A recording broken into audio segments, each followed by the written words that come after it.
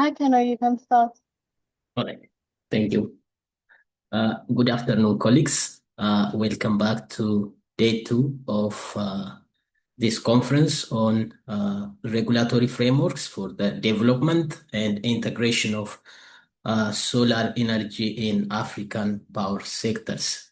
Uh, Yesterday, on the panel one of the conference, we examined the state of play. We discussed the scale of opportunity, but also the regulatory, financial, and system level barriers that continues to slow uh, solar deployment in the power sector of African countries. Today, we move from diagnosis to response. Our focus will be on identifying regulatory frameworks and practical measures that can remove barriers and strengthen the integration of solar PV into national and regional power systems. We will structure today around two panels. The first panel will focus on removing regulatory barriers to solar PV deployment. And the second panel that will start at 3 p.m. GMT will focus on regulatory measures in enhancing reliable and efficient integration of solar power into solar PV into the power system. Let us begin with the first panel of the day. The question before us is straightforward but demanding. Which regulatory reforms matter most and which reforms create the strongest signal for sustained investment. This session will focus primarily on utility scale solar, while remaining attentive to distributed and off-grid dimensions as required. With that context, it's my pleasure to invite the moderator of the session, Ms. Oni Izoba, legal specialist at the International Solar Alliance, to take us through the discussion. Oni, the floor is yours. Thank you. Thank you, Kenu, for your kind introduction and for setting the tone for the discussion today. Hello, everyone, distinguished colleagues, panelists, and participants. My name is Onyi Iyizoba, a specialist with the ISA, and I am delighted to moderate the session on removing regulatory barriers to solar PV electricity generation. Yesterday, as Keno had mentioned, we had a great session on the opportunities and barriers for solar electricity generation in Africa. And today, we'll be deep diving into identifying these barriers and the various strategies to remove the barriers to solar PV deployment.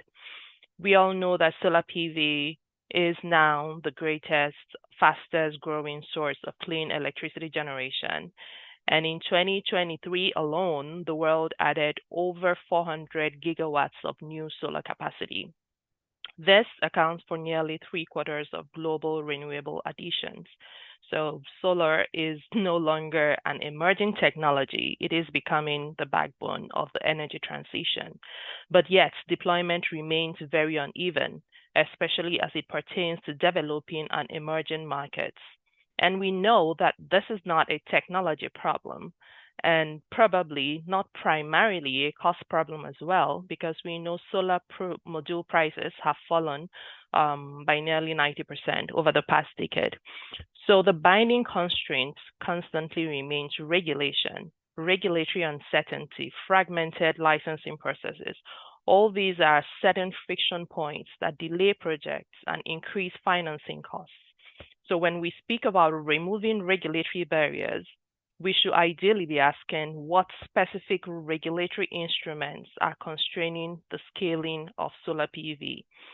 We should also probably look at our timelines. Our approval timelines creating non-technical bottlenecks. How do our tariff structures and subsidy regimes distort investment signals? How do we ensure that reforms enable not just utility scale solar, but also distributed generation, and how are our grid codes adapted to variable renewable energy. So it's this is about looking at the barriers and identifying what specifically we can do to design smart, predictable, and investment aligned frameworks. So today I am delighted to have my very erudite panelists. I will discuss these barriers so that we move beyond generalities and focus on precision. I am happy to have on this panel from the Common Market for Eastern and Southern Africa, COMESA, Professor Jeffrey Mabia, who is the CEO of COMESA. And from the African Development Bank, I have Mrs. Francine Mbok, Principal Energy Specialist, Renewable Energy at the African Development Bank. We also have Mr. James Manda, the Technical Manager at African Forum of Utility Regulators, also part of the panelists. And then Aminata Bokaba, the Africa Regional Manager, RELP. So the panelists will briefly introduce themselves as we commence the discussion. And I encourage us to keep the discussion practical and solution-oriented. Our audience today includes policymakers, utilities, financiers, and developers, and they're all looking for replicable insights. And with that, let me start by posing the framing question. So, distinguished panelists, when we think through attracting private investment for solar projects, we understand how challenging it remains, especially in emerging and developing markets. Even where resource potential is strong and the project economics are beginning to improve, but investors often hesitate to commit long-term capital. So from your experience, what specific regulatory signal most clearly separates countries that consistently attract these solar investments from those that struggle to secure follow-on capital? So in other words, what is that one policy or regulatory feature that tells investors this market is predictable, is scalable, and is worth coming back to? I will be starting with Professor Jeffrey Mabia. Professor Jeffrey, if you can give us your thoughts on this conversation. Over to you.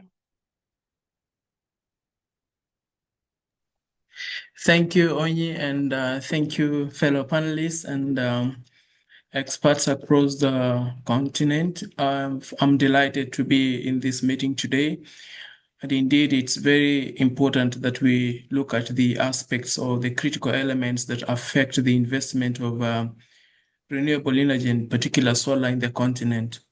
Now, we do have a number of key items and key barriers that you've mentioned some of them, but maybe I will somehow cross into the commercial region. And by the way, I'm the Chief Executive Officer of the Regional Association of Regulators of the Eastern and Southern Africa, not the CEO of COMESA. We very recently carried out a study basically to identify some of these issues that affect solar deployment in the continent. And I want to really focus on the key ones and probably focusing on the main one that has been affecting, and that's the having very complex licensing and permitting processes. Now, every investor is interested in speed, is probably also interested in the simplicity of the process, having a minimum cost of development or underlying cost, and as much as possible to avoid any sort of delay, looking at it from the project perspective.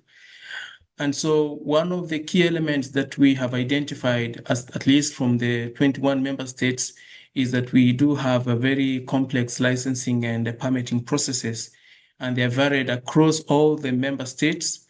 And this has, to some extent, delayed number of projects, and they have locked out a number of potential investors in the sector.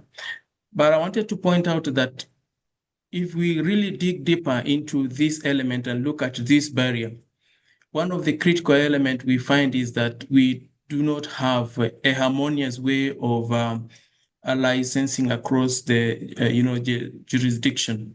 You find that you have approvals are being carried out by different institutions, and sometimes there is an overlap, and sometimes there is no very clear laid out procedures on how these things can be carried out. So I think, in my perspective, if we can be able to have these elements in a one, stop shop, we will be able to sort out this major, issue of licensing, and also reducing the process by which we can be able to obtain respective licensing permits, and also being able to encourage even the financiers who are interested in deploying their finances in the project. Because if there are these delays and or perceived unclear, jurisdictional overlaps and such kind of things, the project will be delayed in general, and this will deter the required investment in the region. So in general, I will say I'm looking at licensing and permitting processes as a major impediment towards achieving a robust and a very quick deployment of solar investment in the region. Thank you. Thank you, Prof. I'll quickly move on to Francine. Francine, can you give us one feature that signals investor readiness and one that shows the country is still trying to catch up to speed?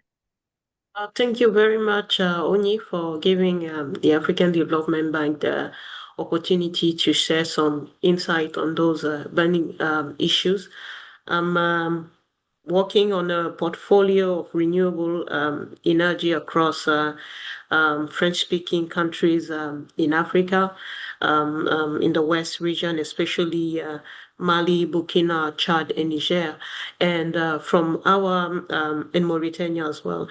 And from our perspective, the regulatory signal that most consistently separates countries that attract repeat solar investment from those that do not is very clear: credible and enforceable revenue certainty.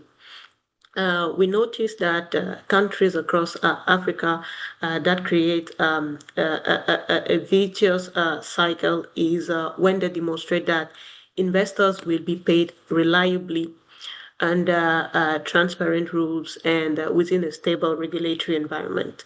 I wanted to break this down under 4 dimensions, but I will touch on the main dimension because Jeffrey in his intervention already alluded to one of these.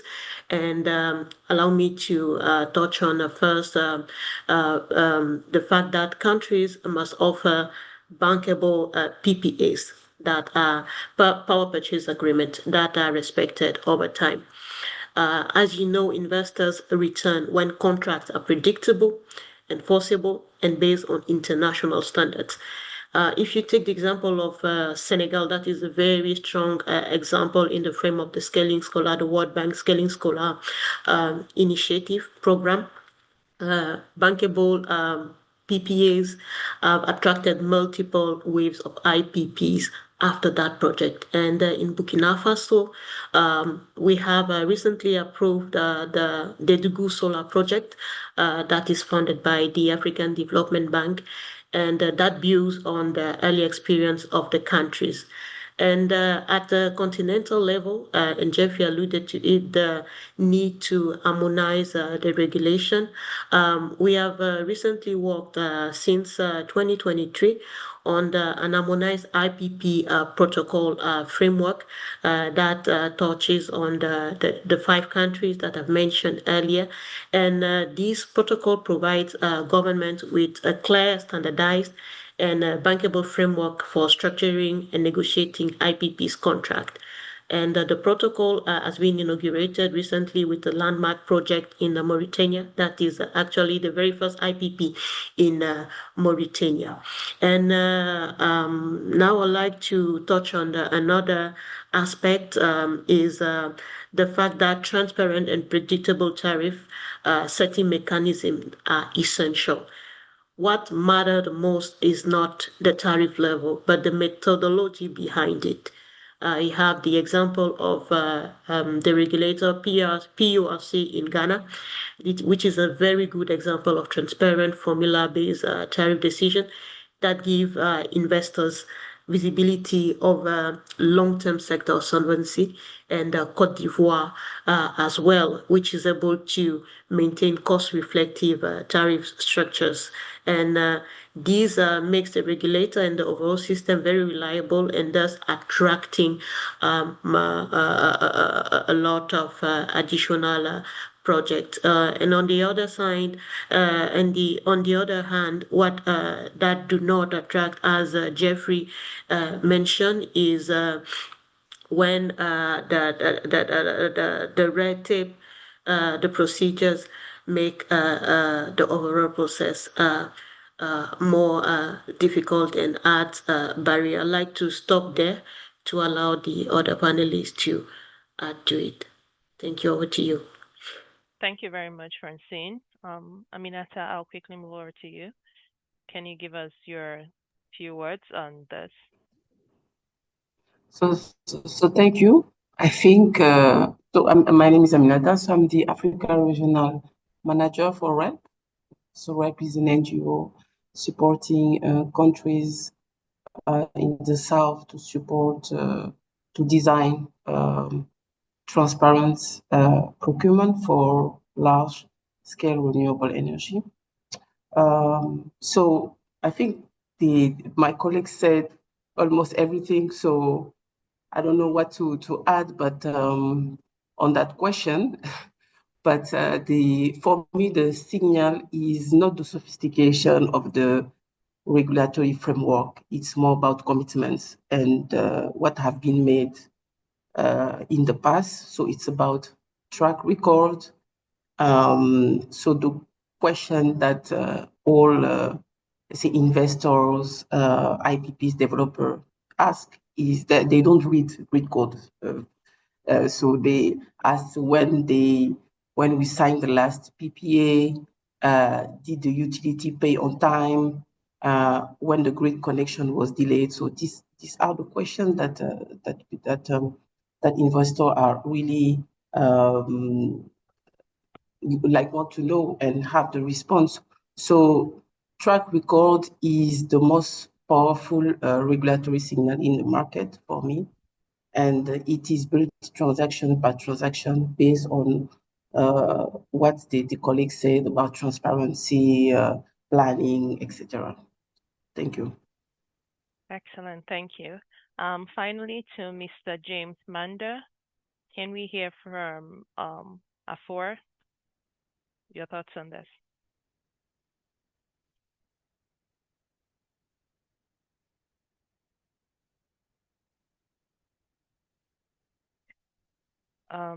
I think we lost James. He's probably trying to join back. So moving on, I totally agree with the panelists. Complex licensing and permitting processes, enforcement, revenue certainty, harmonized regulations, track records, cost-reflective tariffs. These are some of the highlights of an investor-friendly environment for solar PV generation. And we will be looking at ways of removing the regulatory barriers, some of these investor-friendly environment, creating an investor-friendly environment. So we will now move over to the more focused questions on so many. I think I'll go to the African Development Bank first. Ms. Francine, you have finance, moving on to the specifics, you have finance certain projects across Africa. In evaluating these markets that you finance, I know you have mentioned some few specific weaknesses, but if you can identify what regulatory weakness increases the cost of capital for most of the solar projects. So in evaluating the markets, what would you say is a specific regulatory weakness that will significantly increase the cost of capital and for which investors see as a high risk environment? Francine? Well, thank you very much for the question. And from the African Development Bank perspective, when we look across the African power markets, for us, there are two regulatory patterns that are remarkably consistent. One, there is a requirement that urgently needs simplification because it slows project and inflates costs. And Jeffrey alluded to it previously. And two, there is a requirement that developers often complain about, but which actually protects the entire sector credibility and long-term bankability. First of all, the requirement that urgently needs simplification, which is fragmented, duplicative, and opaque permitting processes. As you know, across many African countries, solar IPPs must navigate long sequences of uncoordinated approval from land acquisition, environmental clearance, grid connection, permissions, investment licenses, tax approvals, water use, you name it. And these processes, unfortunately, often they are sequential rather than parallel, different across ministries, and documentation heavy and without statutory timelines. In several markets, a solar project can take up to 3 years in permitting before reaching financial close. And you can already imagine the cost, how it will weigh heavy on the final, the tariff at the end of the day, for a technology that can easily be built between 9 to 12 months, which is the major structural barrier in our opinion. So from our experience, what unlocks investment is not deregulation, but regulatory coherence. So developers consistently ask for one-stop shop permitting windows, standardized documents, clear deadline, silence. If we can impose in some countries, silence is consent rule. I believe that we'll be able to deliver a project in a much fast track timeline and transparent public permitting procedures. And this issue, we've tried to solve it, as I mentioned earlier, through the IPP protocol that we've developed with ALSF. And this protocol directly tackles some of these bottlenecks by providing model processes, benchmark timelines, and clear guidance. And we've been able, for the Mauritania project, within 1 year to finalize the tendering process and find a developer. And the second one requirement that is often criticized but essential for market credibility is independent, transparent tariff regulation and cost-reflective pricing. Many developers initially view tariff regulation as a constraint, something that slows deals or limit flexibility. But in reality, the credibility of any country's tariff setting framework is one of the strongest predicators of repeat investment. Why? Because no investors can commit capital to a sector where the utility is insolvent. You know it. Where tariff decisions are unpredictable or politically driven, as it is the case in many of our African countries. We have example in Africa's strongest renewable energy markets. Whether we look at Kenya, Morocco, Senegal, South Africa, or Cote d'Ivoire, there's a common denominator. First, independent regulators, transparent tariff methodologies, regulatory reviews, and clear cost recovery. These frameworks, sometimes they are viewed as onerous, but they actually protect investors by ensuring off-taker remains financially viable. So in conclusion, across Africa, unlocking investment does not require more regulation in our view. It requires better design regulation. And two most important steps are, first, simplifying what slows the projects, meaning removing or streamlined fragmented, duplicative permitting and licensing procedures, and protecting what builds trust, which is keeping independent and transparent tariff regulation intact, because it's the backbone of sector financial integrity. Thank you. Thank you very much, Francine. I totally agree with you. Across Africa, we do not require more regulations. We require better designed regulations. Um, and yes, across the work that ISA has also been doing, we've come across so many complex permitting procedures, regulatory incoherence, and you totally nailed it when you spoke about the standardized templates and also the cost reflective pricing as well. So thank you for those insights. I will like to move on to COMESA now. Dr. Jeffrey, if you could share with us some of the regulatory requirements across your member states that you believe that urgently needs to be simplified or removed in order to unlock solar investments, and which requirement is often criticized but actually protects market credibility in your various states. Thank you, Onye. Probably I will start by emphasizing on what Francine has just indicated. And from where I see it and from the COMESA region, the most important regulatory requirement that requires urgent attention is actually what she has mentioned. The complexity of licensing is very critical. And I want to give you an example from the 21 member states. I want to give a good example of Zambia, the ERB, the Energy Regulatory Board, which through its one-stop shop, a licensing a platform, they've been able to achieve up to 48 hours of specific licenses in the solar. That is the highest I can probably inform or I can be able to relate to in the region. But also we have others like Kenya and Rwanda and Uganda, which are within 3 to 6 months, which is very critical and which is also quite encouraging. But I want to say this, based on the good example that we have learned from these few countries, you realize that when you look at the investment level of solar in these countries, it has tripled.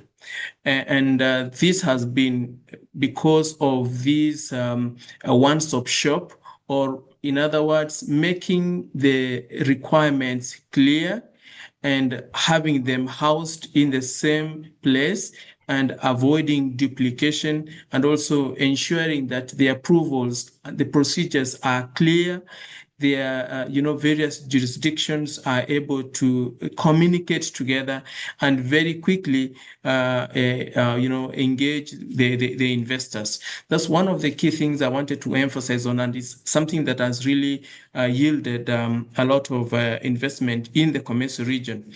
But we've also had another issue I wanted to point out is that when we do not have a regulatory institution, an independent regulatory authority in a country, it becomes very difficult for the investors to be really attracted into that country. And we've seen a number of regulatory authorities being supported, and the African Development Bank has been very, very supportive in this. And recently, just a month ago, we were able to support Comoros to be able to establish a regulatory authority, which is good news. And you could see a lot of interest coming up. And so having an independent regulatory authority is also very, very critical. I want to summarize by saying that systems are very critical. And having a system that can be able to bring together all these elements, for example, specific elements regarding the approvals on the system, standardized templates, and also the procedures in one-stop shop. It makes it easier. And in fact, it cuts across all the investments in the region. Now, I want to also look at the second element that you've mentioned about the one that is normally, let me put it this way. It's something that is very important and very critical, but sometimes overlooked, and sometimes people think that it is a bit punitive. I want to talk of the local content. Now, everyone has been running and talking about local content in Africa. And I want to give an example from Uganda, which also developed a very good local content policy in the petroleum sector, but also it is expanding to the other subsector in the electricity sector. Local content actually is something that I think is a good reform, basically enabling the local manufacturers to participate and also the government to participate in the development. It may be a little bit on the higher side, but I think it's a policy that is very critical and is something that can unlock a lot of opportunities for a country. So sometimes it is misunderstood, but if it is well designed and well structured and all the factors put in place as required and the elements thereof that are required are well structured, this is something that will be able to support and also expedite the process and also the development of renewable resources, and in particular solar in the continent. Thank you.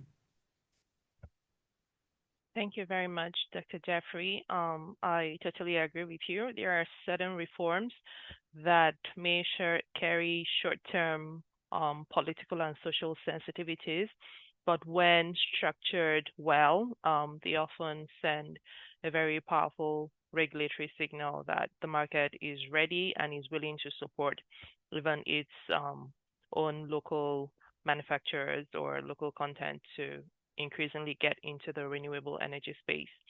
So with that, I know James is back. So I'd like to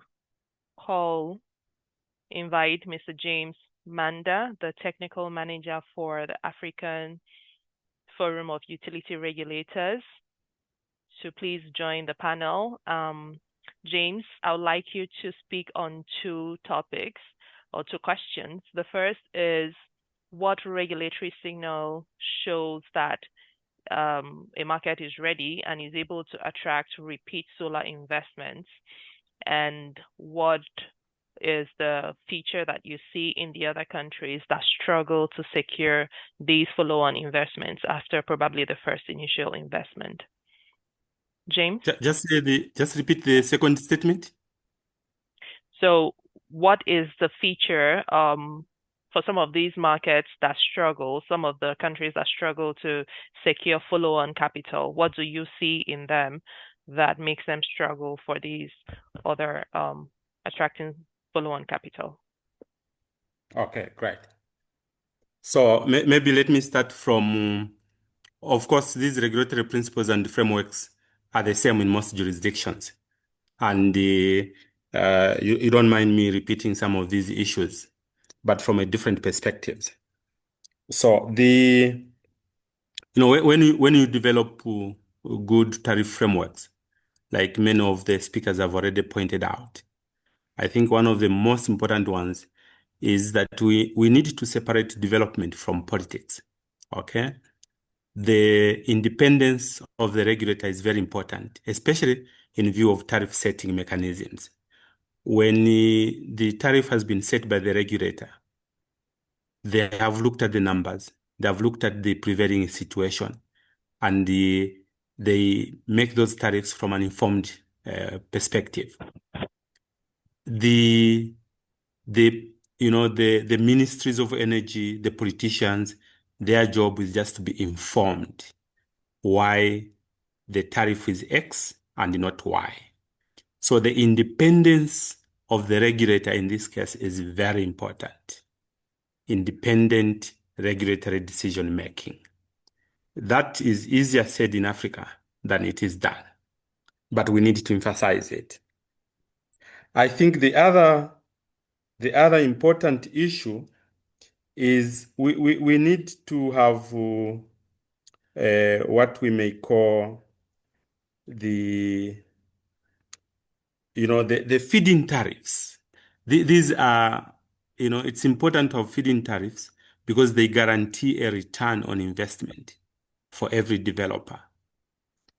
When we talk about the issue of the tariffs that are, we don't know from country to country what is the cost reflective tariff. Okay?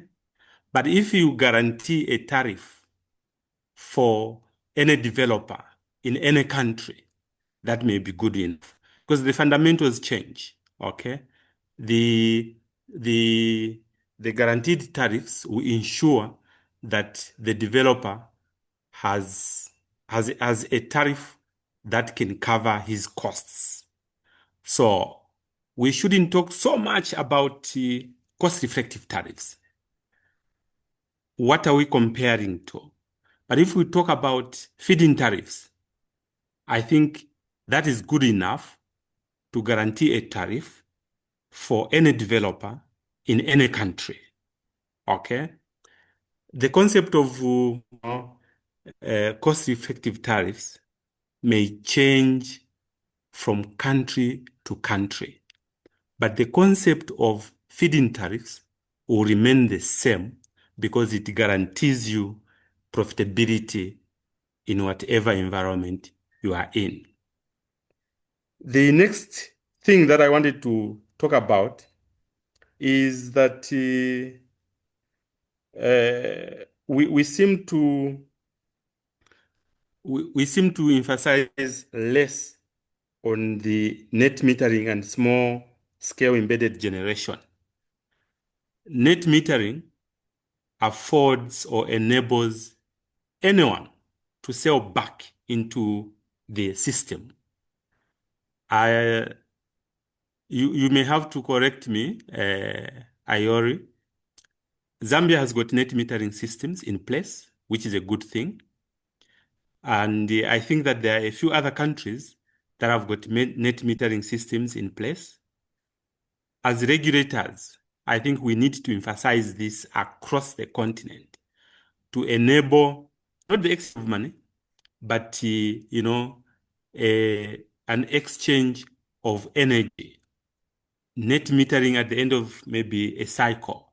That cycle can be defined as a month, a quarter, or whatever it is that works for you. We really need to emphasize these net mechanisms. The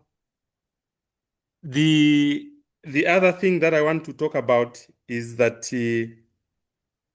off-grid systems will be here to stay because of the vastness of the continent, and also we have these geographical areas that are difficult to reach by the national grid.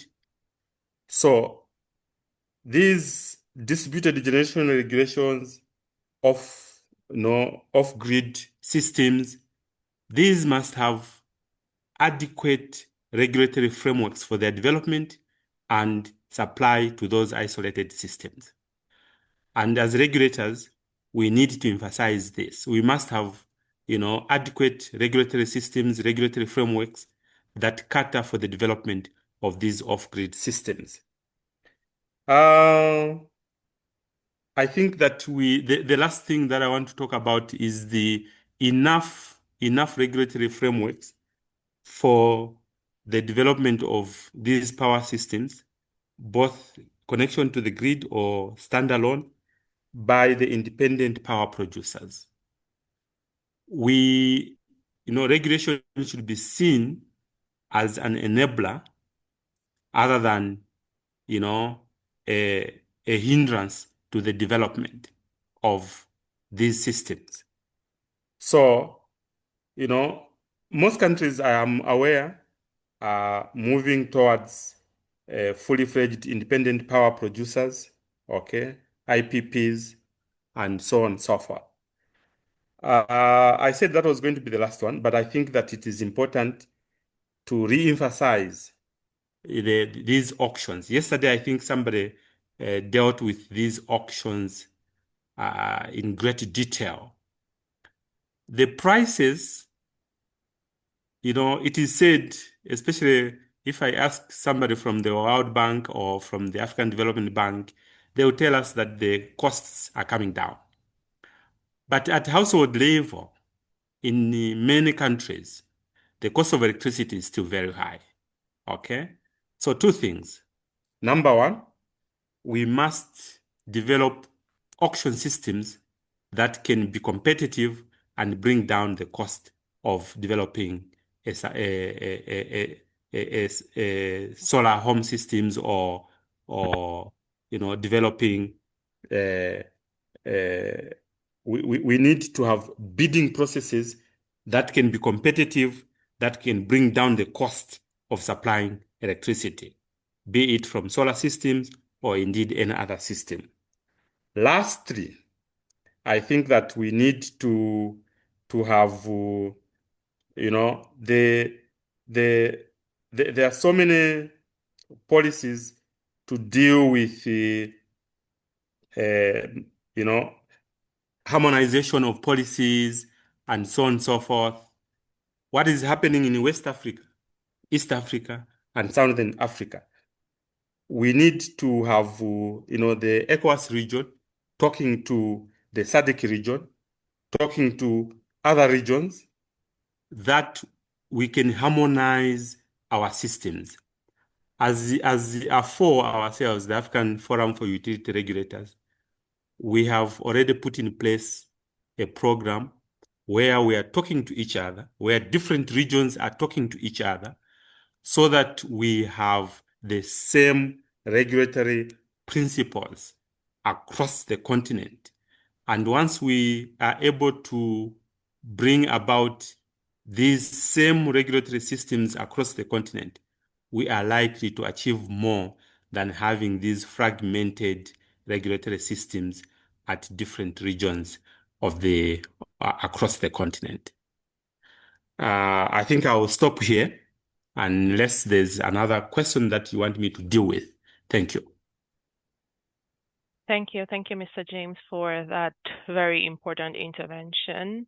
I will say that it's interesting to have various views on the same topic, and the concept of tariff structuring, whether it's the feed-in tariff system or the cost-reflective tariffs. Tariff structuring has always been one of the most controversial issues in the power sector.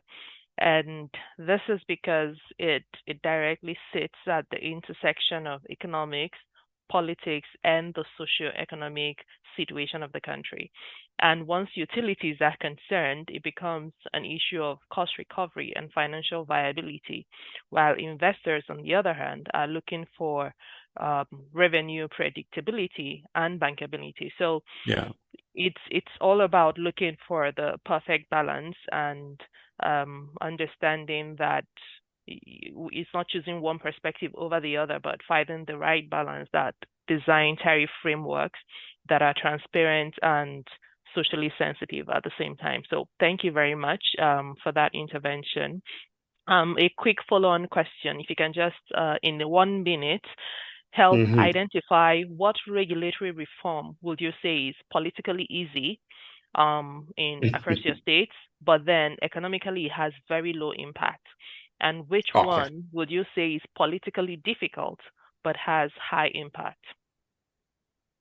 Okay, so I think that when we speak about Africa, the issue of cost-reflective tariffs, it's easy to talk about, but Africa being what it is, it's very difficult to implement. I'm happy that most countries have come to a realization that without adequate energy, we may not reach very far in our aspirations for development.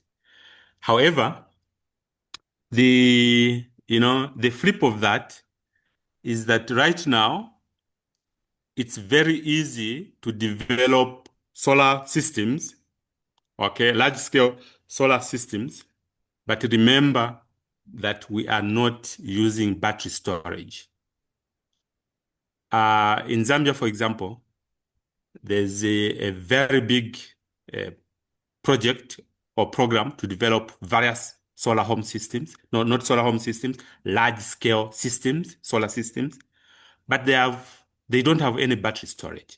So we are creating a program in the very near future that we need to increase our base load to the same level as that of the of the large-scale systems, because if we do not have enough storage capacity, we are creating a problem in the very near future that when the sun sets down, we have got these huge load shedding that are not taken care of by the base load.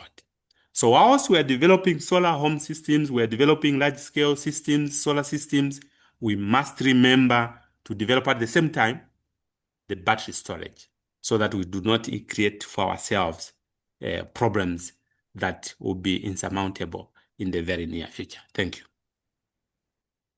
Thank you, Mr. James. I totally agree with you. Battery storage together with solar systems will be the next or is already the frontier for solar energy deployment in Africa. And I'll move quickly to RELP. Aminata,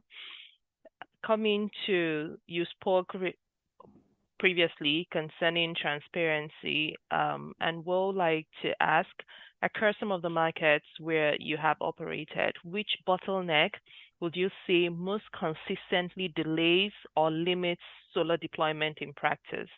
And what practical reform has proven effective in addressing it? So thank you. So across the market where RELP operates, the most consistent bottleneck is the absence of a clear, coherent energy strategy. So built on 3 pillars. Quickly, the first is good planning. So a credible, publicly available pipeline of projects that signal to the market where investment is needed and when. So without it, developers cannot justify the upfront costs of project development.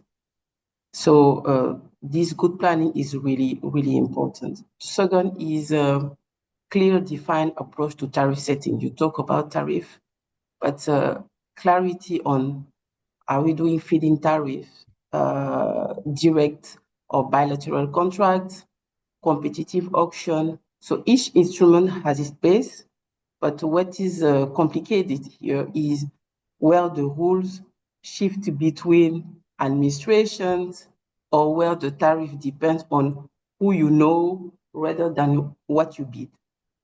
And the last one and the most critical is a preferred procurement method that is publicized, stated, consistently applied. So this is what we see. This is where most of the market fails, not in the design of the framework, but in the execution. So a procurement process that is open, delayed, revised, or quietly abandoned destroys more investor confidence than the absence of a framework together. So just remember that the market has a long memory. So for us, when these 3 pillars are in place and held consistently, the cost of capital fails. So the investment doesn't need to be chased. So just to respond on your question about the reform that we need to do and what it should be, clearly is a transparent competitive procurement.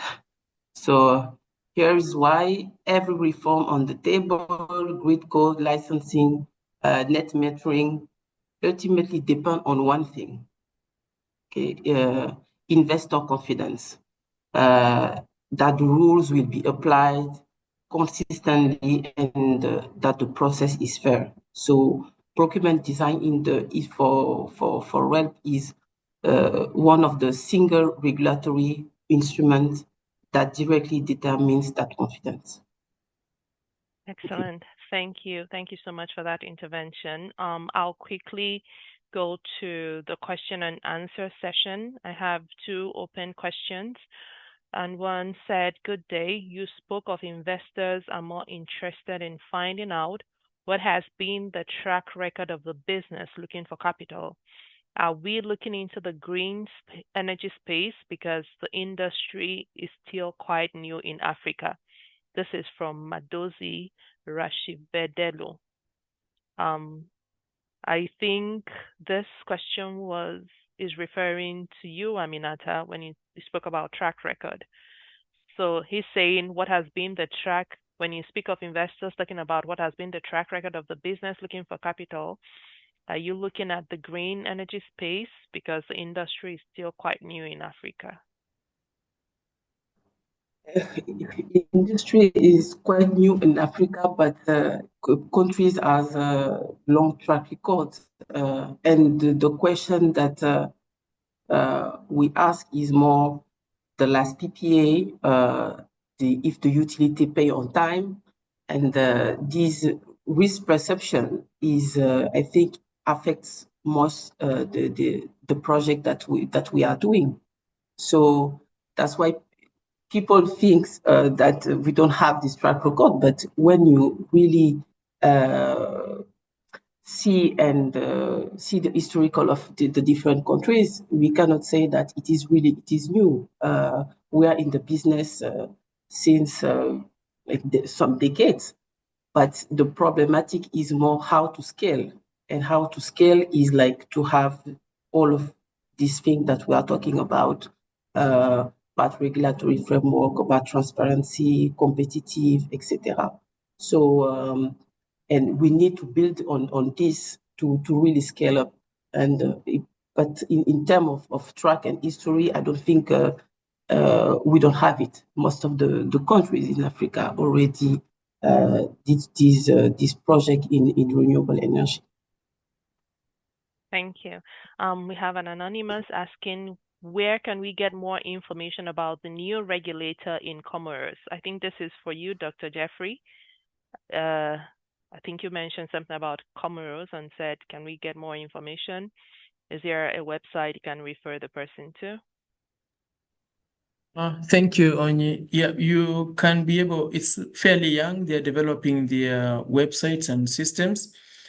You can be able to get more information from RIRESA website. You'll be able to get at least some updated information on the same, or COMESA website. And then you go to RIRESA, you'll be able to see some of the information. But you can also write to us. We can be able to provide you. We are moving with support of the African Development Bank. We are now moving to phase 2, and phase 2 will be supporting this regulator to be able to establish its structures and systems. So as indicated earlier, it's just 2 months old. So, but we can be able to give more information on the same. Thank you. Excellent, excellent. Thank you for that. So the next is the question from Ashwaya Negi. What are the major operational challenges for solar with best tariffs? Can you talk about the existing FDRE auctions being carried on in African continent? I think this is to James. Mr. James, when you spoke about the battery energy storage systems and how it affects tariff, can you in 1 minute give what you think are the major operational challenges for solar with best tariff? And if you can also speak about existing FDRE auctions. Okay. So the major challenge, not yet, but in a few years' time, the major challenge, if we do not include battery storage on the continent, especially on the southern and eastern part of even western part of the continent, is that we may need, or we will require huge investments in the existing systems. Whatever it is that we use could be, could be core, could be hydro. We will need more investments in those systems to balance off the load that is existing or that has come online as a result of the solar systems. Okay. FDRE, I wish I knew what that stands for. Do you think, Oni, you understand what FDRE is? I know DRE is distributed renewable energy. The F there, I'm not sure. Yes. So maybe we talk about the existing. So the auctions, I think I know some countries that have done Okay, auctions. she said firm and dispatchable renewable. Oh, okay, renewable great, energy. great. Firm and dispatchable renewable energy. You know, we've got so many acronyms in the energy sector, so that's Exactly. okay. So about the existing firm and the dispatchable renewable energy auctions being carried out on the African continent. So there are so many issues that there are so many countries that are conducting these auctions. Ghana is one of them. A lot of renewable energy from the solar systems. Zambia is one of them. I know South Africa and Kenya.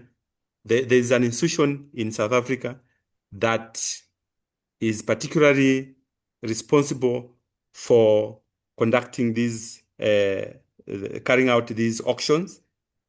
The purpose is to bring down the cost of energy dispatched to the end user. When there are auctions, you want to go for the least cost. All right. So it's a form of competition for the development of these resources, renewable energy resources, and it has worked very well. It's bringing down the cost. Sometimes the cost to the end user is the same as the national utility. There's a bit of subsidization, but that can be taken care of. And I also need to talk about subsidization. You remember I said that the cost to the end user on the continent is still high. It is controversial, but I'm still going to say it anyway. We cannot develop fully the integration of renewable energy from solar systems if there's not a form of we need to have a subsidy of one kind or the other. Something that can be put in the system to cushion the end users in one form or the other. There are so many various there are various forms of systems that we can put in place in order to cushion the indigent in society. All right?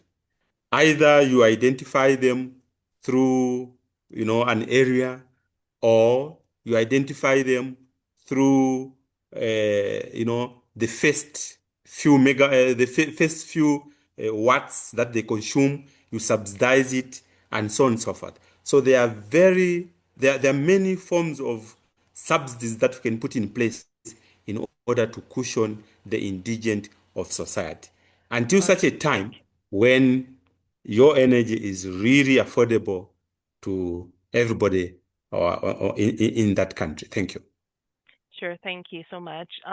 We are running out of time, and the last will be how will emphasizing net metering in countries make a country signal as market and investment ready? Francine, do you want to take this? Oh, yes, Just very quickly. 1 minute, Uh, yeah.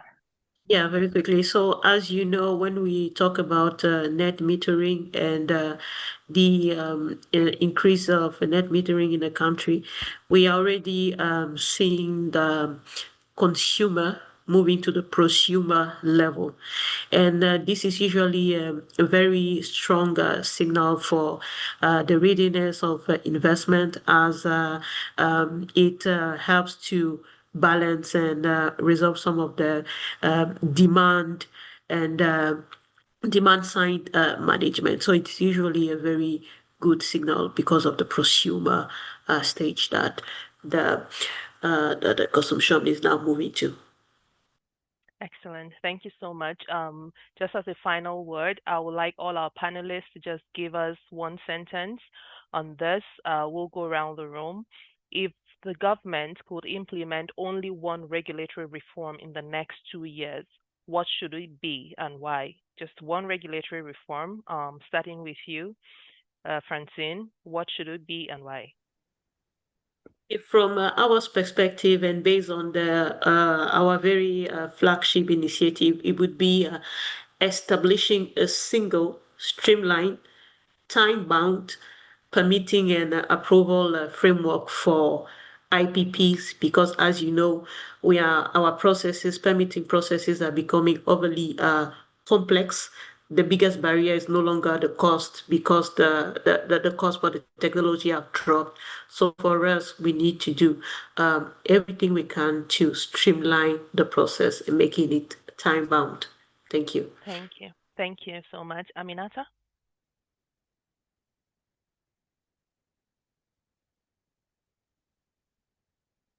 Aminata, I think you're muted.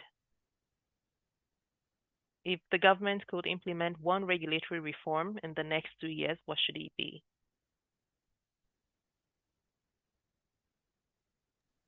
Yes, I would say the same. Transparent, competitive procurement. I would argue there is no close second on that. So for me, it's simple. Plan, be transparent, be consistent, and respect the commitment. Thank you. Dr. Jeffrey? I should have said what they have indicated, but let me just go a little bit further and point out another one. Because every country, most of the countries are now gravitating towards energy auctions, and therefore will suggest that the countries have a very clear cutout procedures and procedures, as well as clear guidelines on the energy actions to be able to have a robust price discovery within the country. So as you move towards energy auctions, ensure that you have clear competitive auction guidelines and frameworks that are very clear for investors to be able to understand. Thank you. Thank you. Mr. James? My one key takeaway, if I had to advise government right now, would be that in order to take care of the problem of variability is what solar, wind does to a power system, okay? It changes minute by minute, hour by hour. We really need to begin to emphasize on the development of storage facilities for solar and other systems in order to avert the problem of variability and the lack of base load in the near future. 2 to 3 years, we may have a big problem if we do not do these things now. Thank you. Thank you. Thank you so much. We are already out of time, and as we conclude this very rich discussion, I'll say a few powerful messages stand out. That first, the core challenge in scaling solar across our African market is really not technology, and increasingly not even cost. The constraint is credibility, certainty. So policy uncertainty, currency volatility, complex permitting processes, and non-transparent procurement methods, off-taker creditworthiness, payment delays, and generally inconsistent regulatory enforcement all elevate risk, and this directly translates to lower investments and higher cost of capital or no capital at all. And we've also seen that across all our panelists, we'll say speaking from the regional angle, the regulatory, financial, investor, the common thread has been the same. Capital follows predictability. People need to understand what is the regulatory framework, whether it's in establishing single permitting and licensing processes, or transparent competitive procurements, or clear-cut procedures for auction guidelines to ensure price discovery. It is clear that we need clarity in the regulatory framework in order to ensure repeat investments and deepen market development. So let me sincerely thank all our distinguished panelists for their insights and sincerity in having these discussions, and thank all of you as well for engaging in this very important conversation.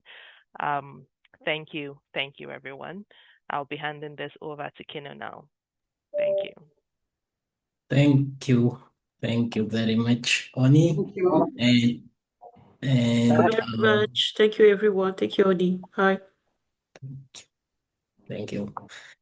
And also our distinguished panelists for a focused and very, very substantive discussion. We now move to the third panel. So we shift from deployment barriers to system integration, because even when projects are procured successfully, their long-term value depends on how well they are integrated into the power system. So in this panel, we will examine regulatory measures that enhance reliable and efficient integration of solar power in the power system of African countries. This includes technical standards, planning practices, business models, grid codes, coordination between regulators, utilities, and system operators.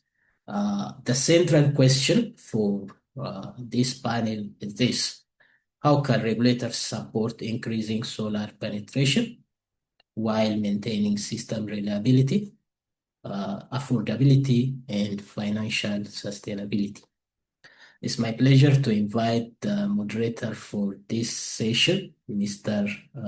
Divyam Lakpal, who is a principal specialist at Sustainable Energy for All, to guide us through this discussion. Mr. Divyam. Thank you so much, Kino, for those and for the invitation to moderate this important session and discussion. And I think in the previous discussion, it came up quite regularly, the particular issue and risks associated with not addressing the question of integration, even though we may see statistics which talk of, low shares of solar PV at this point in time. But I think we can all agree that the pace of growth of the technology, particularly across the different market segments, from utility scale all the way down till off-grid systems, mini grid systems, it begs for us to start to think about much more proactively around the issues of integration. And I think that that plays out in many different ways, and you framed it quite well, Kino, around how we need to look at reliability, affordability as really the North Stars as we try to address the issue of doing more solar, deploying more solar to meet the growing energy demands of the continent. But then also at the same time, how do we address this issue of integration? I think at the utility scale, of course, this plays out very clearly in terms of timely access to grids as the projects are coming online, but then more importantly also around how planning timelines are sort of aligned with those project development timelines. And something we heard in the previous panel around auctions and really developing a transparent competitive process for that to happen, a big part of that is also for the network and the infrastructure to be in place for the infrastructure developers and for the government to sort of pull together its end of the bargain, while the developers are sort of putting up the plans, etc. And how do we ensure sort of flexibility in that system, whether that's through BESS or through a more diverse mixed by jointly co-locating different forms of energy, or through a more regional approach through power pools, which allows us to sort of bring in and benefit from more flexible forms of energy resources, and hence allow us to do more integrate higher shares of solar. But unlocking all of this, of course, goes down to issues of grid codes around harmonization, around really putting in place the right regulations to unlock those opportunities.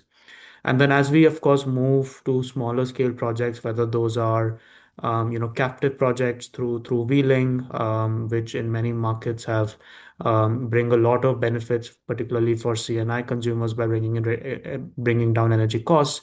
But then how do we sort of integrate the costs of the grid within that entire equation, and make sure that integration is looked at and planned for over the long term?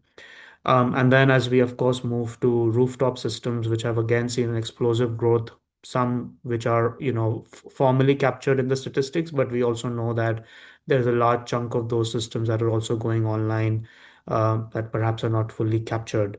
And then finally, the mini grids and the standalone systems, which of course operate in isolation in certain extent, but do still interact with the grids in some ways where the grid extension takes place at the distribution level, and then how do we manage integration at that stage. So it's really a very sort of fast evolving space that cuts across different stakeholders across market segments.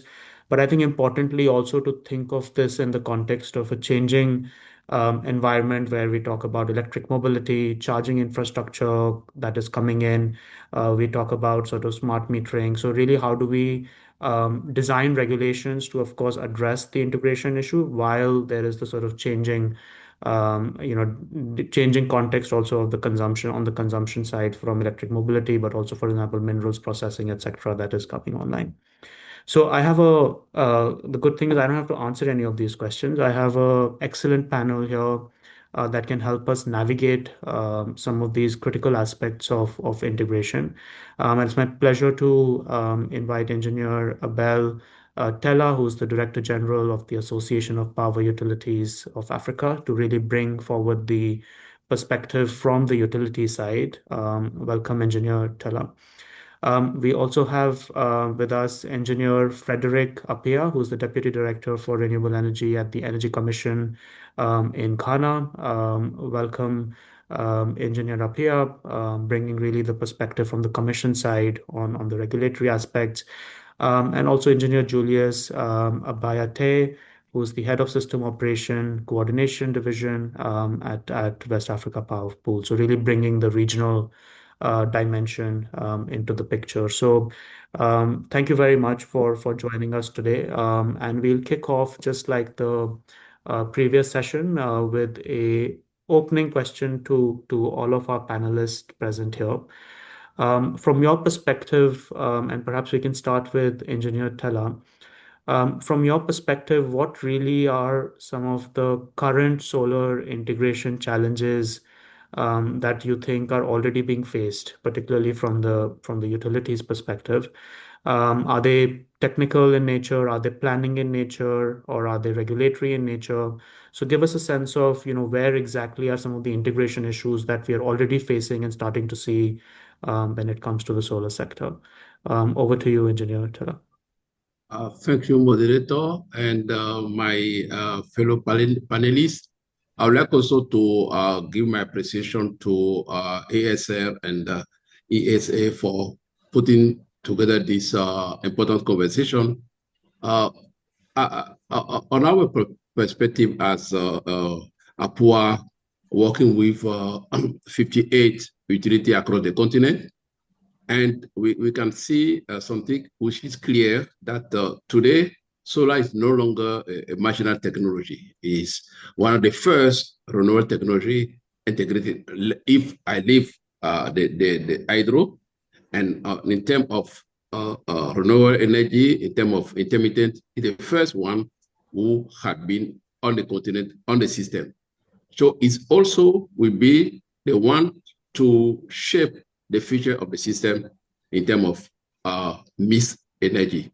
So when we talk about solar integration challenges, we are not talking about a failure of the technology. We are talking about how do we coordinate to have three important layers, which are inter-twins: technical readiness, planning, alignment, and regulatory clarity. So when we go to the technical challenges, many grids have flexibility issue. How can they rapidly absorb solar? Transmission network.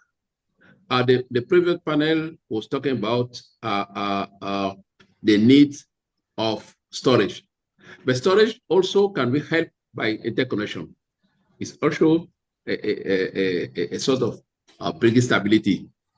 Operators visibility on the the distribution side, how they combine roof, solar system, and other kind of solar on the grid.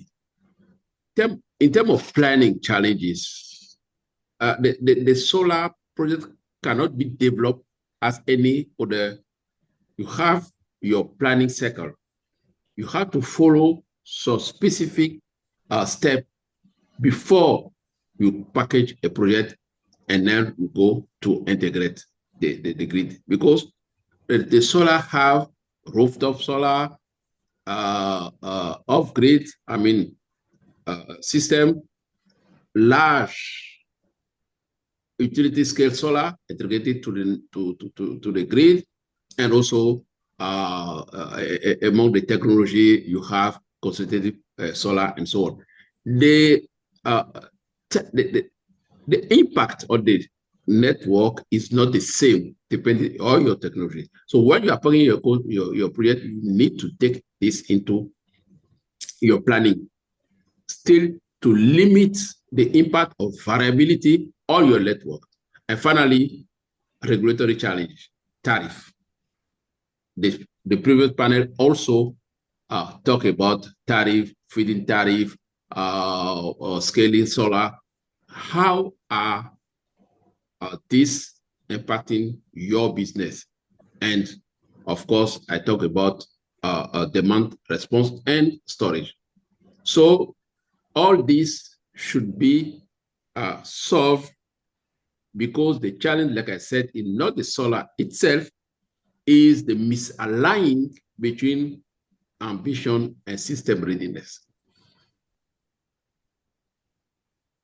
Thank you, Engineer Teller, for really shaping that conversation in that sense, which is to take the attention away from the solar technology itself, but start to put it on how do we address this trifecta that you mentioned around technology readiness, around planning alignment and regulatory clarity. And if we address that, then we can fully benefit from the solar revolution, so to say, that is already underway in so many ways, right?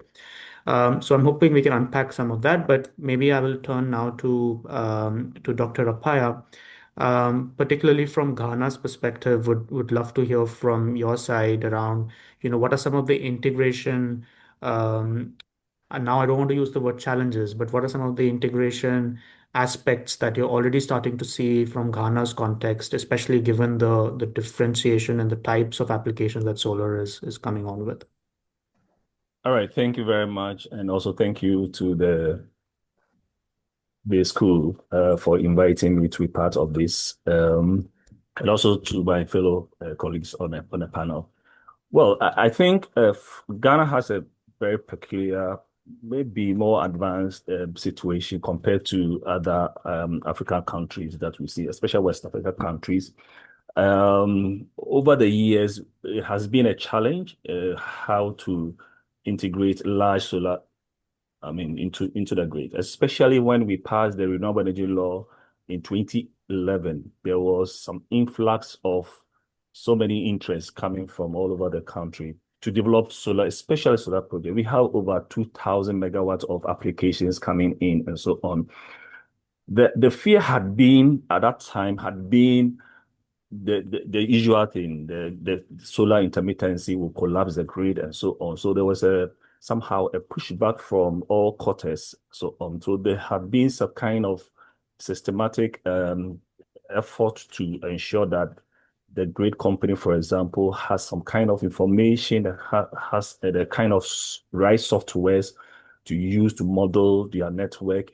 Regulatory wise, we have been able to cooperate with them anytime they raise an issue. We have to come in and make sure that at least it is somehow addressed. A typical example was the fact that we have to change regulatory framework to say along the line, now it is no more, to say that if you are coming with, let's say, solar intermittent renewable energy of a size more than 10 megawatts, for example, you need to bring a storage of equivalent nature. If it's going to the distribution network, similar, and so on. Because, as I said, the fear was there, and they were trying to bring up to speed the kind of technology system integration that they have.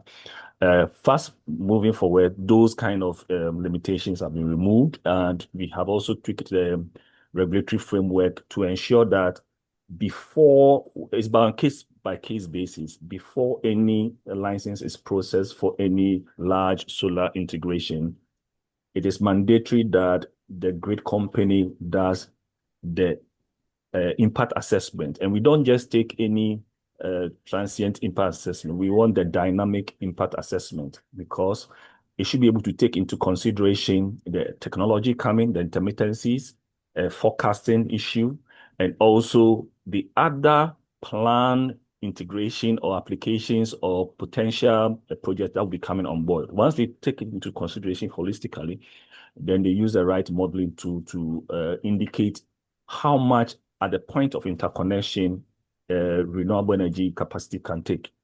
And then based on that, we issue licenses to KEDA. So it's a bit of, it's always a challenge, but we are gradually moving away from there. Currently, they have softwares that they run their network to check whether the grid is in terms of challenges and so on. Though we are not there yet, but we are trying to make sure that at least all these things are done. One key thing about regulator is to balance the interest of the distribution utilities or the utilities and also the proponents and so on. Sometimes it's very difficult to balance it because of certain other factors that come at play. We all have our target. We want to achieve our climate target, but sometimes depending on the cost recovery nature of the tariff, then the impact is also on the distribution utilities because they have to absorb all the shocks in terms of currency fluctuations and other things and so on. So the regulator needs to find a way of balancing as well as creating an enabling environment for investors to have that confidence to invest in. And it's been a challenge, with the support of our international partners, especially GIZ and other, but they support us technical assistance to see how best we can work together. There's even a joint working group technically that between the utilities, the regulators, and also the policymakers that we make sure we judge and address key issues. Thank you. Thank you so much, Dr. Apaya, for laying that out so clearly. And I think the important thing here, as you mentioned, is also that balance that the regulator has to achieve in terms of dealing with the interests on utilities, but then also, for example, the developers. And as you said, there is this sort of large demand, so to say, if you're getting 2 gigawatts worth of unsolicited in some ways applications. How do we sort of balance the ambition with the concerns, but in a more practical way? And I think the examples that you used in terms of using the tools and data and evidence, I think goes a long way, and hopefully we can go a little bit deeper into that as well. Maybe turning to you, Mr. Abayate, particularly from a regional power pool perspective, if you can sort of reflect a little bit around how solar integration plays into the power pool planning at this point in time, and how it is well positioned to address some of the technical planning on regulatory challenges that arise for integration that we face at the country level, for example. Okay. Thank you very much for the question, and then thanks to ASR for inviting us to participate in this panel discussion, and then to my colleagues who are on the panel. And so I would try to address the question from the context of the WAP interconnected system. First, by looking at some of the challenges that we have seen from a regional perspective, and then, of course, answer your question in terms of how we are considering that in planning and operating the regional interconnected transmission system. So for us, we've really, the challenges that we've seen are not just, one cannot say they are simply technical due to technical failure or regulatory failure or a planning failure. And this is based on experiences that we have from the Senegal grid and then the Burkina grid. I would say that these networks have have high penetration of solar relative to their total installed capacity and relative to their penetration level. So I will look at the technical dimension, what we have seen. Like we all know, when solar PV comes in, synchronous machines would have to back down for these solar PV plants to generate and supply the required demand. Now, once you have synchronous machines backing down, what it basically means is that you are displacing machines that would typically provide rotational inertia to the system. And this rotational inertia, once it is reduced, ends up reducing the total effective inertia of the entire system. And so once that is done, what happens is that you kind of increase what we call the rate of change of frequency. So frequency declines quite quickly when there is a disturbance or during periods where you have very fast cloud cover. And so when there's a disturbance, for example, a lot of generation or let's say a trip, the frequency goes down quickly because you do not have a lot of rotational mass in the system to be able to arrest frequency decline. And most of the utilities, especially when they are operating in isolated modes like Burkina and Senegal, when this happens, they end up resorting to under frequency load shedding as a primary means of arresting frequency decline. And so what we've been trying to do is to ensure that in determining the amount of renewable penetration, specifically solar or wind, in the WAP interconnected transmission system, we take into account the need for flexibility. As I speak to you today, I would say that from an operational point of view, we have sometimes very limited primary frequency control reserves. And even in some cases, primary frequency control reserves are absent in some of the systems. And so when there is an incident, what happens is that there is not enough headroom for upward regulation. And so we always have protection with operations and stuff like that. So in terms of planning, we first have to assess the flexibility of the grid. Do we have enough flexibility to accommodate a certain percentage of solar PV? Do we have enough frequency control reserves in place to be able to accommodate the variability and intermittency of solar PV plants when they increase penetration in the grid? So once you are able to assess flexibility of the grid, you are able to put in place the required instruments or mechanisms that would support grid flexibility. So you can look at market mechanisms like the introduction of ancillary services market, which we are considering right now to ensure that power plants that provide ancillary services receive a certain form of compensation when they provide these services. So that's one bit. And then in terms of planning, we also want to ensure that power plants do not just connect to the grid, but then before they connect, utilities perform what we call grid performance standard studies based on the generation connection requirements. So for example, we have seen from the regional perspective that there are power plants that have been contracted to produce close to unity power factor. So basically, they do not provide reactive power support.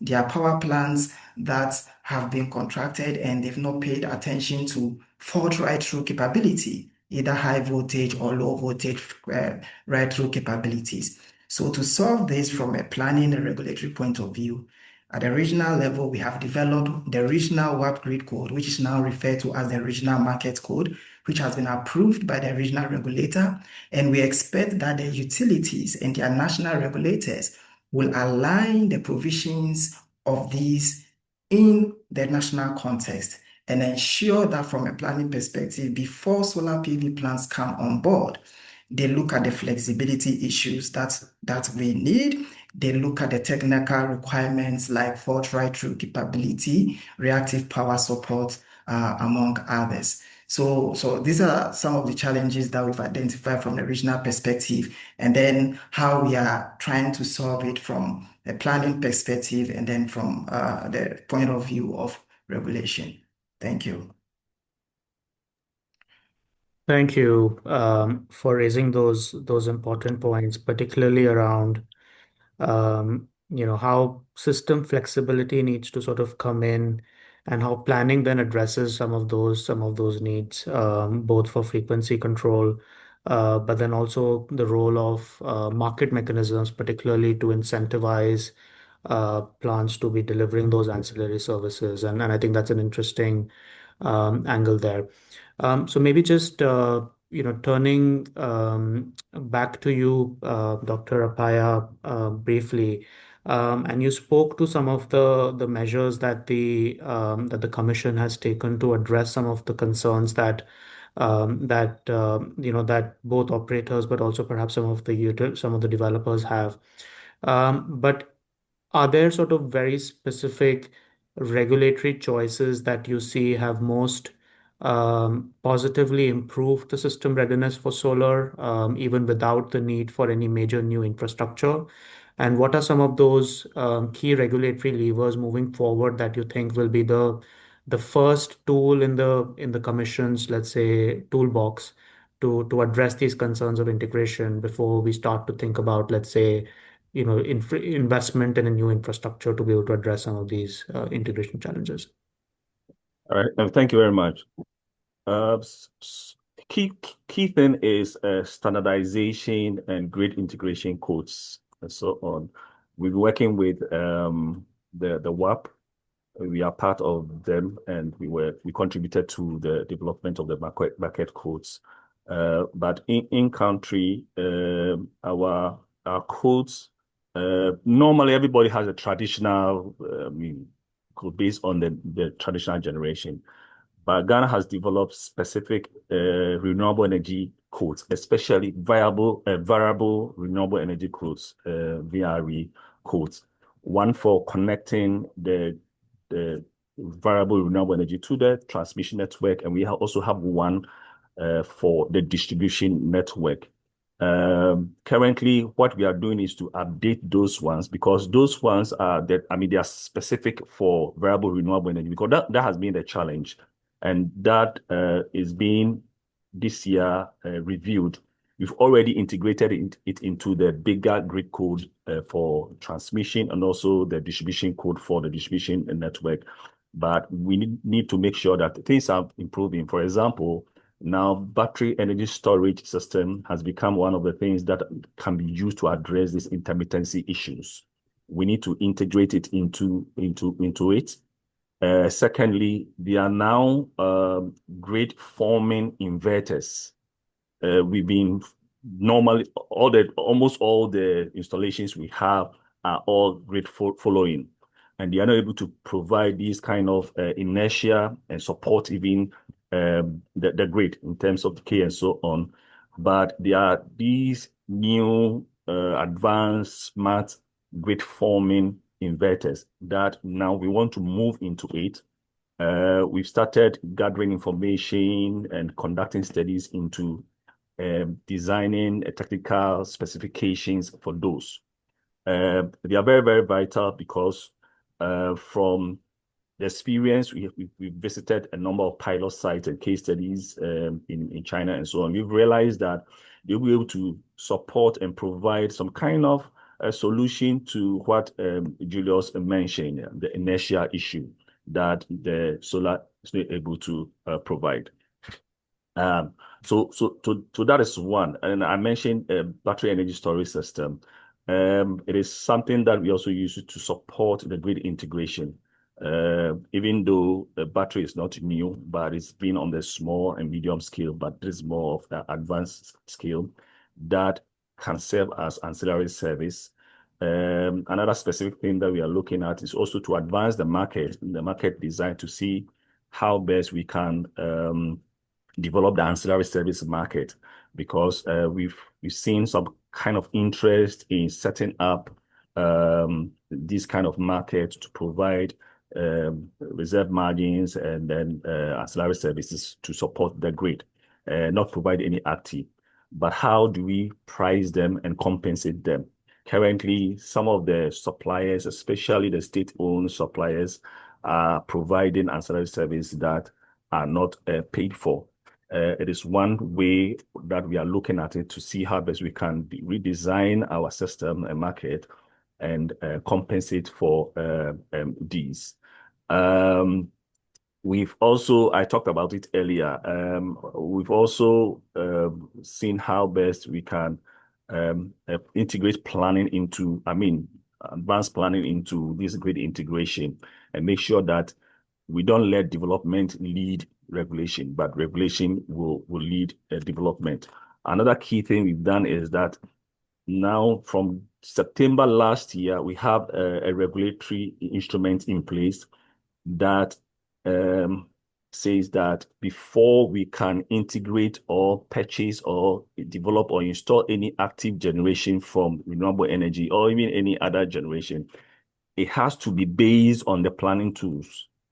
Hitherto, there was unsolicited proposal that will go to the distribution utilities and so on. But now we have a law in place, a regulatory instrument that establishes a competitive procurement scheme.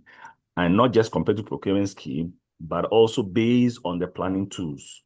And we have developed we are updating now the integrated power sector master plan that will allow for and plan for the proper integration of active generation.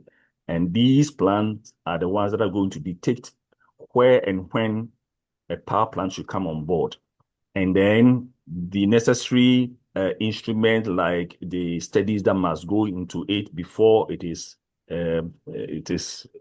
finalize this issue are all put in place. So these are some of the things that I can mention.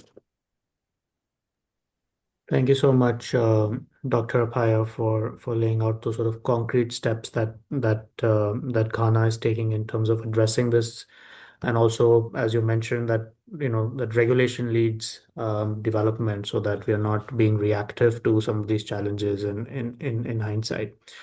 Maybe turning to you, Engineer Thella, we've heard a lot about sort of the challenges, but then also the solution set that the regulators are taking particularly, but then also the expectations from other stakeholders in this space. How do you see the sort of transfer of the risk, but also the responsibility of system integration between regulators, utility system operators, but even developers themselves? So how do we make sure that this approach, as we are sort of trying to address these issues through different tools, that there is the sort of equal distribution of risk, but also what is expected from these different stakeholders, and that we're not putting too much burden, for example, on developers to comply with 20 levels of grid planning, etc., and everything else. But at the same time, it's also not on one of the burden is not on one of the stakeholders. How do we balance this kind of this distribution of tasks, let's say, between the different stakeholders? Thank you, moderator.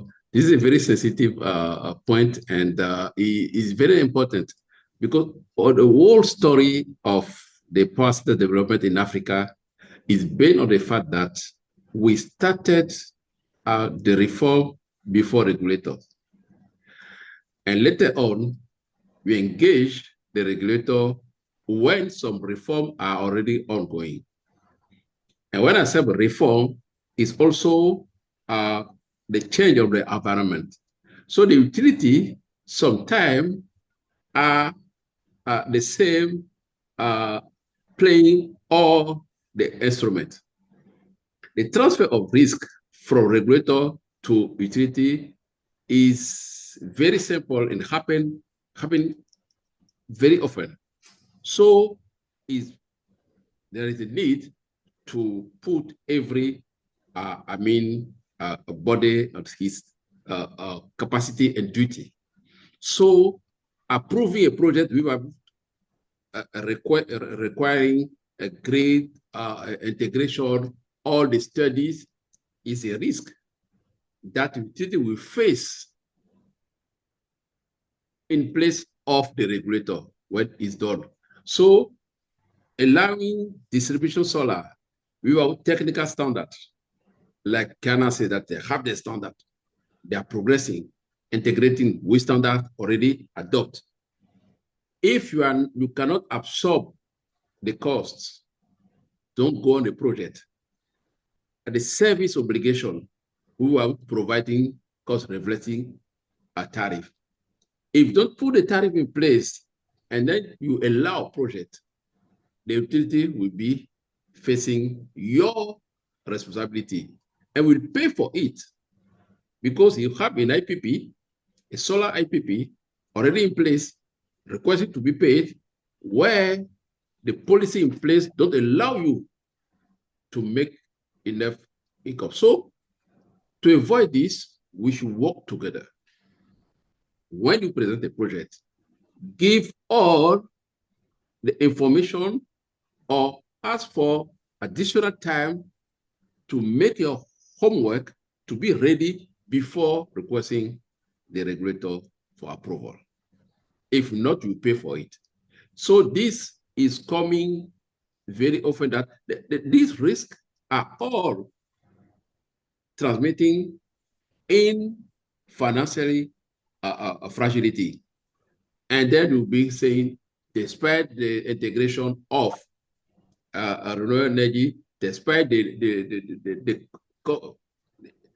reduced cost of renewal, the utility are still bankrupt. Not. Our advice is the co-creating of utility, regulator, and government a framework to lead the project, to bear together the consequence, taking in mind that we want the reliable and the best price product for our final customer. This also will help the government for its social policy. So this had to be done. So like you see in some countries, the regulator looking at the utility like a two mirror, no, that cannot work. So this is where we are working together. And I think that we can help our utility to engage properly with the regulator, to engage with the government. So, we have the sector where every project is already expected before we start. So time constraint. Sometimes you finish the project, the day you commission it, it appears that your capacity is not enough to supply what you are targeting to supply. And you go in no adequate solution of the problem.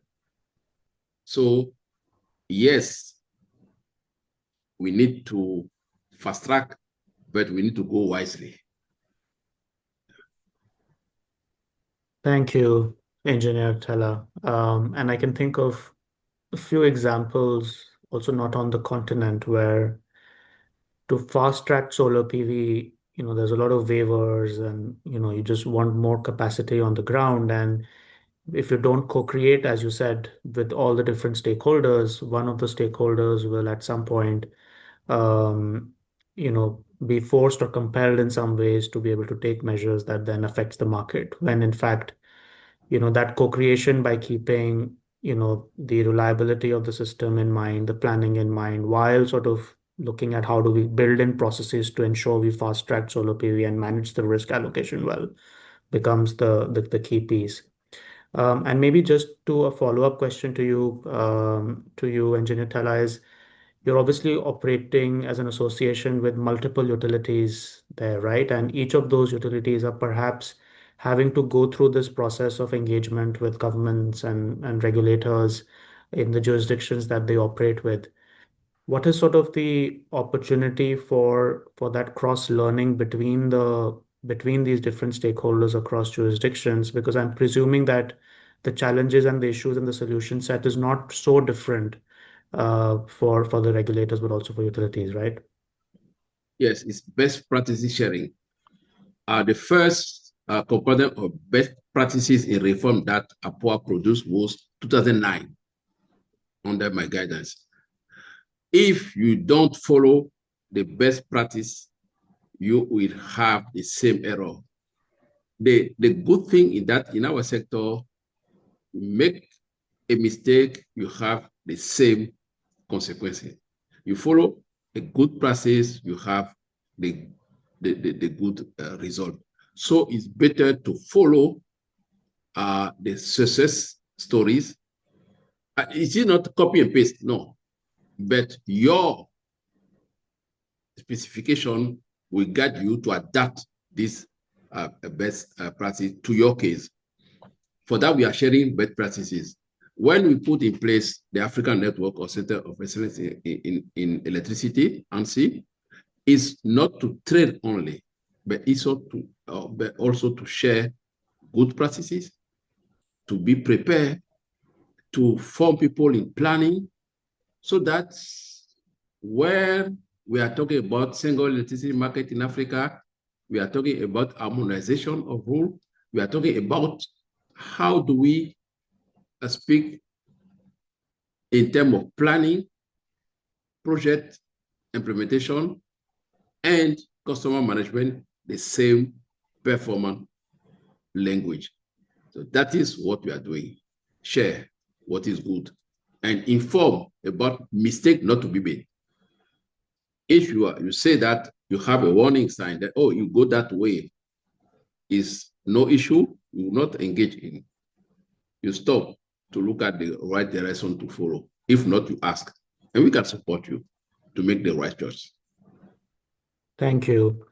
I know we have about 5 to 7 minutes left, so I want to come to Julius, and then we can. I don't see any specific questions right now in the chat, but I am monitoring it. So please, if you have any questions, please do put it in the Q&A box. So maybe Julius, coming to you. I mean, particularly we've looked at sort of the toolkit that Ghana is, for example, adopting from a regulatory point of view to address some of these challenges, and we also heard from Engineer Tella on some of these aspects. And you emphasized in your earlier remarks around the issue of planning, right? But talk to us a little bit about the timeframes that we are working with, especially when we are operating at a regional level and talking about harmonization, infrastructure, planning. How do we sort of make sure that the timeframes for being able to do that planning exercise and implementing, some of the regulatory tools that you mentioned keeps up with the pace of growth of the solar PV sector that is taking place, right? So I think there is the keeping up with the pace of the sector, while trying to also make sure that our planning processes, not just at the country level, but mostly also at a regional level, are able to preempt and stay ahead of the curve there. Okay, thank you very much. So for the question, I would say that somehow solar PV integration in some of the countries were a little bit faster than we envisaged, especially for a country like Senegal and Burkina. And that is what somehow brought our attention to trying to solve the problem from a regional perspective. So before we even started, the problems were already showing their heads. And so in terms of planning, we have a planning framework in the planning code, which requires us first to carry out a year ahead analysis, planning analysis, as well as a mid-term planning studies and then a long-term planning analysis. So operational planning perspective, we are looking at day ahead to 1 year ahead. Mid-term, we are looking at between 5 to 10 years, and then long-term is above 10 years. And so the code requires that from a regional perspective, when we are looking at the evolution of the regional interconnected system, we consider renewable penetration targets. So ECOWAS itself has a target. Individual countries have their own targets. So we make sure that the year ahead time frame, which is operational planning, the midterm time frame, which is midterm planning, and then the long-term time frame. All of these time frames consider the different levels of penetration across the planning horizon. And then once we identify the issues that may come during the time frames that we have indicated, we'll then be able to make appropriate recommendations on efforts that should be put in place to be able to accommodate the different levels of penetration from the various TSOs, which include battery energy storage systems, like my colleague has mentioned, which includes ancillary services, like we mentioned before. Now we have a day ahead time frame, which is more close to real-time operations, where we have implemented a forecasting tool in the WAP control room. And this tool is able to forecast the output of different renewable technologies that have been installed and incorporated into our grid.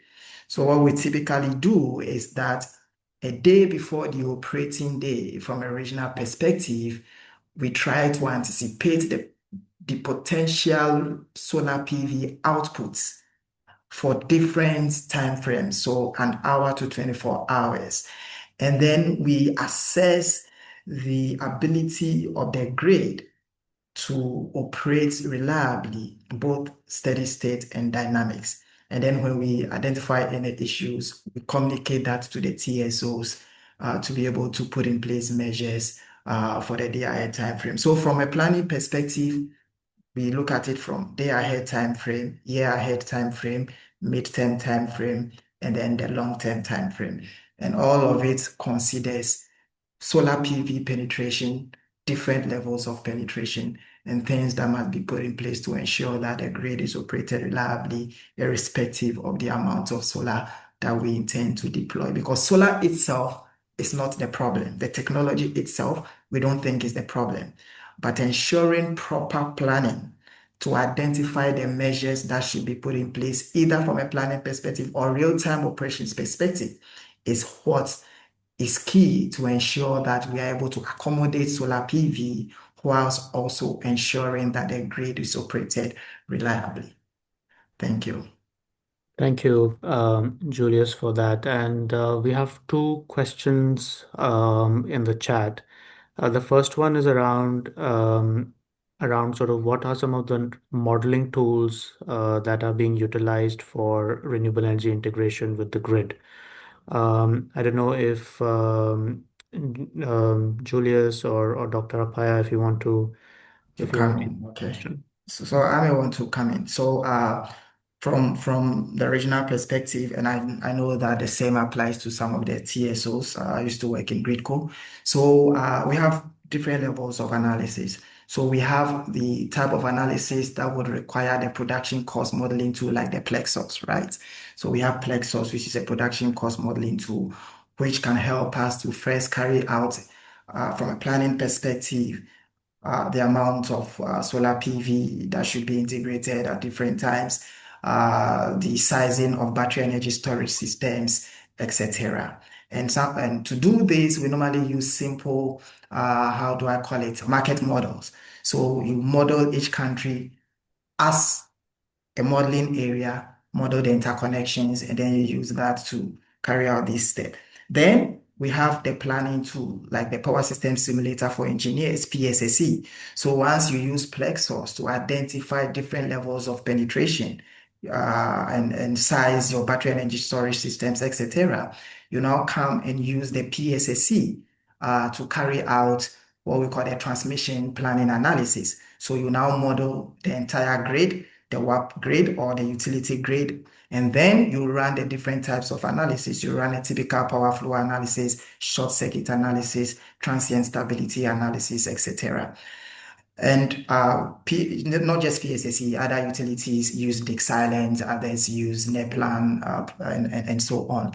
Then we have another tool which we are currently trying to use, which is the PS card. Now, it has become very obvious that PSSE and others, which are typically used for time domain simulations, what we call RMS simulations, do not always look at the electromagnetic transient type of studies. And so in recent times, a lot of ISOs in the US, in Europe, etc., are mandating the use of EMT type of tools like PS card to carry out EMT type of simulations, because with EMT type of simulations using PS card, you are able to model the controls of some of these inverter-based resources, IBRs, and you're able to analyze the electromagnetic transient impact on the grid. So in summary, Plexus is used for part of the study. Then we go to transmission planning. You use PSSE, Dixilent, Neplan, or any of those. Then when it comes to electromagnetic transient simulations, you can use PS card. Other people use Dixilent, which has that capability as well. Thank you. Thank you so much for answering that question so comprehensively. I realize we're out of time. So I just want to thank all the panelists for their excellent contributions. I think there were some very concrete sort of ideas and suggestions that came forward in terms of how we need to address this multifaceted challenge of integration. And I think some of the key aspects that we also addressed was around, how do we balance this, how do we balance this sort of operator regulator relationships? How do we address this issue, in a coherent way? But also sort of looking at it at the different levels of technology readiness, at the level of planning alignment, regulatory clarity, but then also the role of planning both at the regional level, at the infrastructure, but then also looking at some of the very specific tools that are being deployed, whether it's on the standards, grid integration codes at the transmission distribution level, but then also bringing in regulations around, let's say, mandating flexibility measures at the point of generation itself with BESS. I know in some markets, we're also starting to see RTC auctions, around the clock auctions, where the requirement already from the government is that you have to be able to provide firm power, and then leaving it to the developers to design those systems with the right optimum mix of technology. So I think there are a number of solutions out there, but I think also interesting to see sort of the role of market design in terms of unlocking and remunerating the ancillary services that some of these projects can provide. And then I think finally also on the best practice sharing, I think this is something that most governments, regulators, and utilities will be probably going through the same curve, not just on the African continent, but we're also seeing this in Southeast Asia and South Asia. And how do we sort of ensure we bridge and facilitate that best practice sharing that Engineer Tella mentioned about? But I think a lot of good things that came out, and I'm sure the audience walked away with a lot of good ideas from that discussion. So thank you very much, colleagues, for your interventions, and really appreciate it. And thank you, ASR, ISA, for the opportunity for SE for All to support this session. So over back to you, Keno. Thank you, everybody. Thank Bye. you. Thank you. Thank you. Bye. Thank you very much, Mr. Divyam, and our distinguished panelists for an insightful and practical discussion we've had. Today's conversations have moved us from identifying barriers to examining concrete regulatory reforms that are required and system-level responses. Tomorrow, we will step back and consider the broader strategic direction. We will ask what works, what needs improvement, and how to build long-term vision that aligns regulation, finance, innovation, and institutional capacity. We look forward to welcoming you again tomorrow at 2 p.m. GMT in the final session of the conference. Thank you once again for joining us today, and have a nice rest of the day. Bye.